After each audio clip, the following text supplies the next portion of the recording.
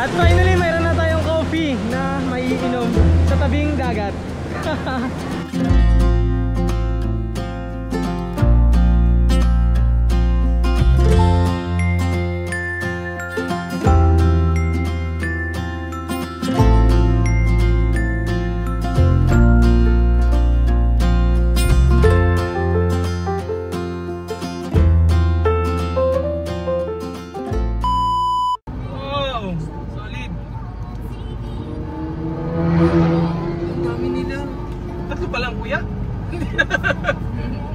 Bumili tayo ng kaya walang araw, guys.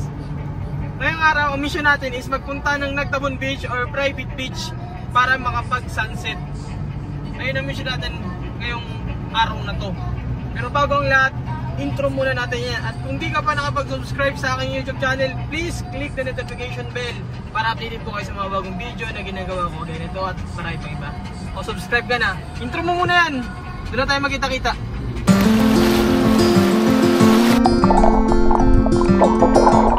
Kamusta? Ako nga pala si Juno, tubong Palawan, isang simpleng tao na nangangarap tulad ninyo. Tara't samahan niyo ako sa aking biyahe na punong-puno ng tawanan, kwentuhan, kabaliwan at syempre kapupulutan ng aral. Bawat biyahe natin, makikita nyo kung gaano kaganda ang Palawan na tinaguriang The Last Frontier. Count to 10, then open up my eyes. If you're gone, I'll take it as a sign. But if you stay, then baby hold me tight and send me on.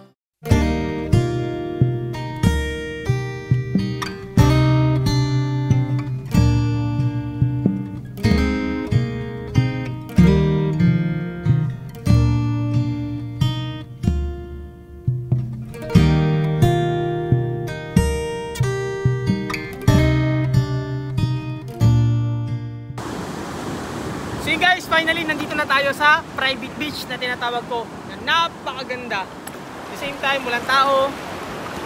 Yung buhangin, hindi siya yung sobrang puti, pero ganun pa man, maganda. Dahil nang malakas yung hangin siguro kaya ganun. Pero ganun pa man, 1 out of 10, 10 talaga kasi walang tao, tahimik, kami-kami lang. Diba Sen? Magkape muna tayo, tingka tayo. Magkana tayo ng kape pa. Magkape muna tayo dito.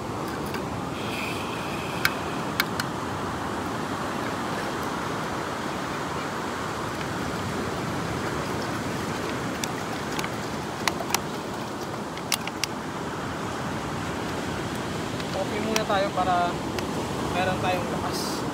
Painit na naman ako. Initin ang kokang pucha. Dami mong tubig. Okay na na.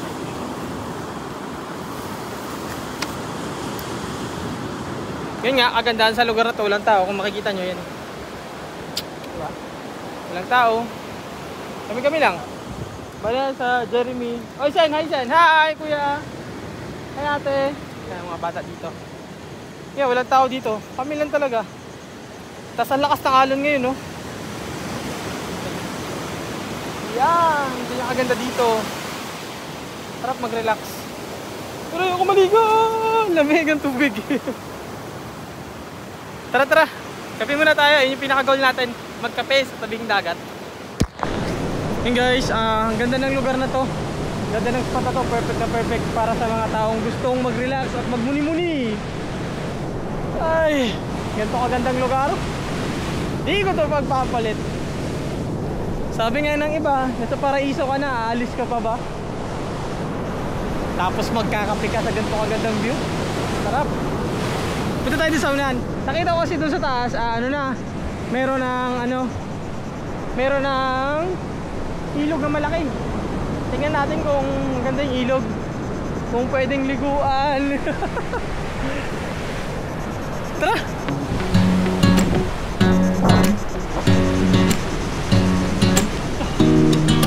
Sarap!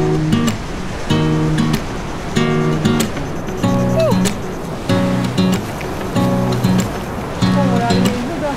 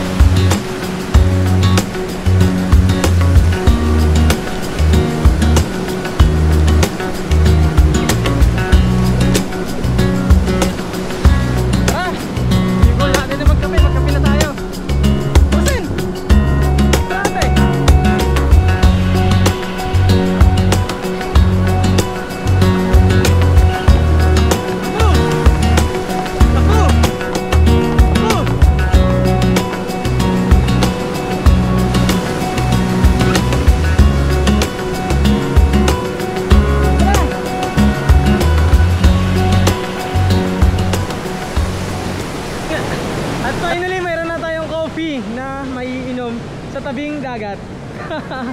Oh, naka Starbucks tayo, Starbucks mugs. Starbucks baka naman. Ganda dito.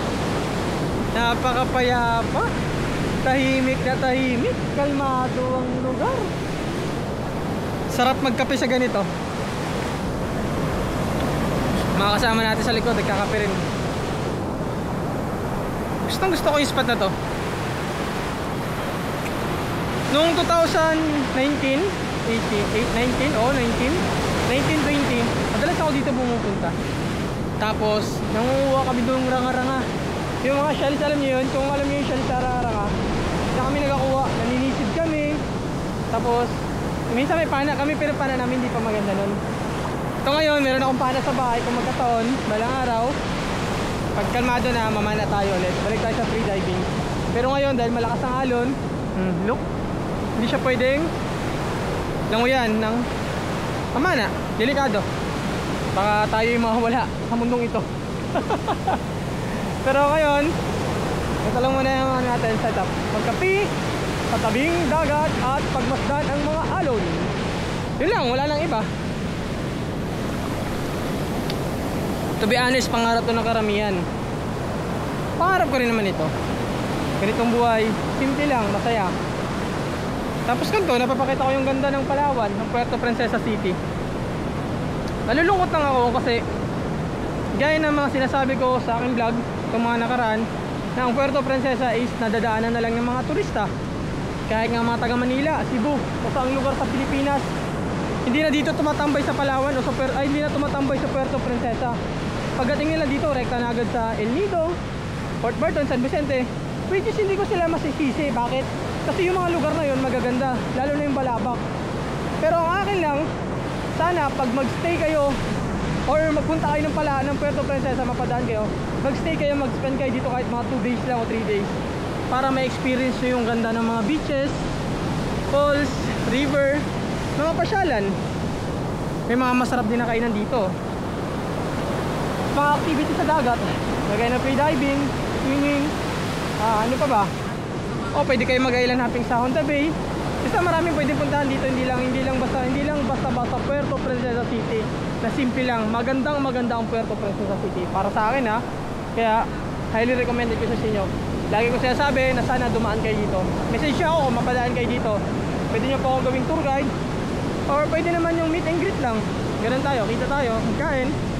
Ayun lang, pasya lang saglit, kwentuhan.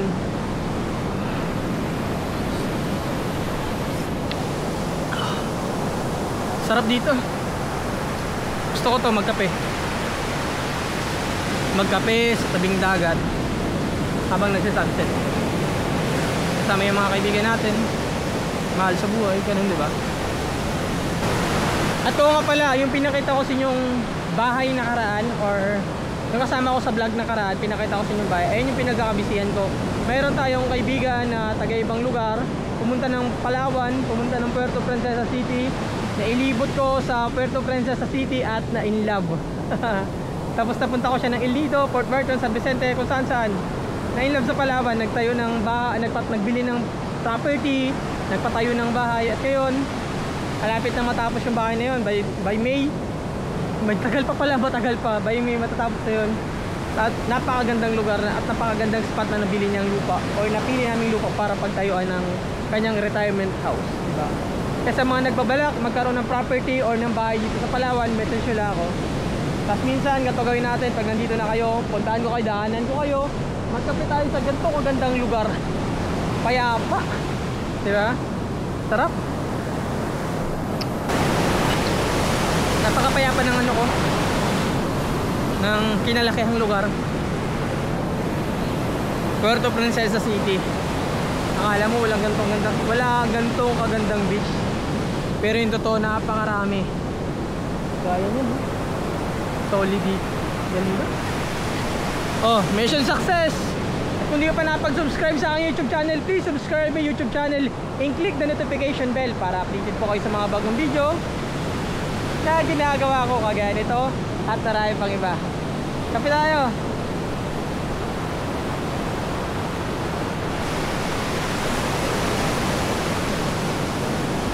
Tara. Mga pala.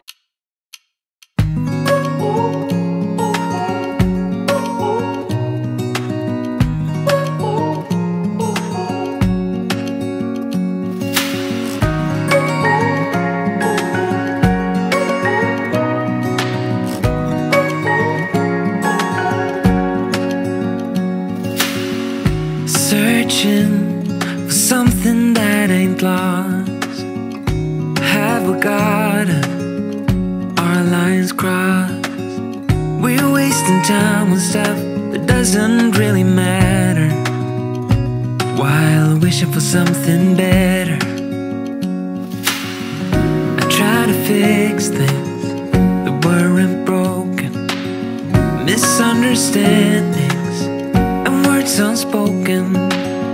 We fall apart, and I won't dare to say, do you feel the same way?